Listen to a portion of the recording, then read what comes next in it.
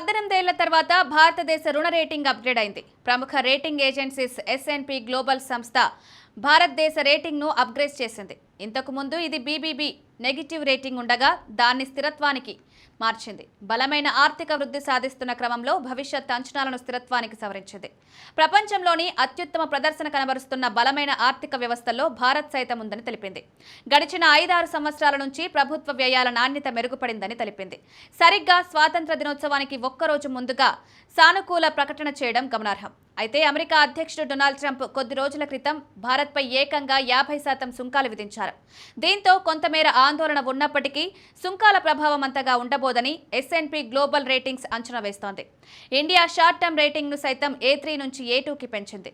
Transfer and convertibility assessment రేటింగ్ను ప్రస్తుతం ఉన్న BBB plus నుంచి A-కి అప్గ్రేడ్ చేసింది.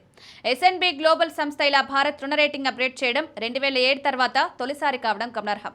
18 ఏళ్ల సుదీర్ఘకాలం తర్వాత భారత్కు BBB రేటింగ్ ఇచ్చింది. S&P రేటింగ్ ప్రకటనపై భారత వాణిజ్య మంత్రిత్వ శాఖ స్పందించింది.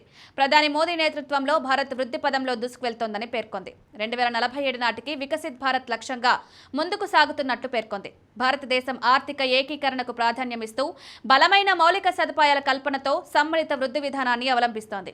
ఇదే భారత రుణ రేటింగ్ అప్గ్రేడ్ అయ్యేందుకు దారితీసింది. భారత్ తన వృద్ధి వేగాన్ని కొనసాగిస్తోంది.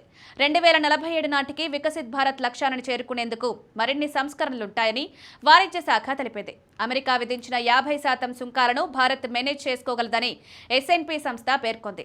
ఆర్థిక వృద్ధిలో 60% మేర దేశీయ వినియోగం నుంచే ఉన్నట్లు గుర్తు చేసింది.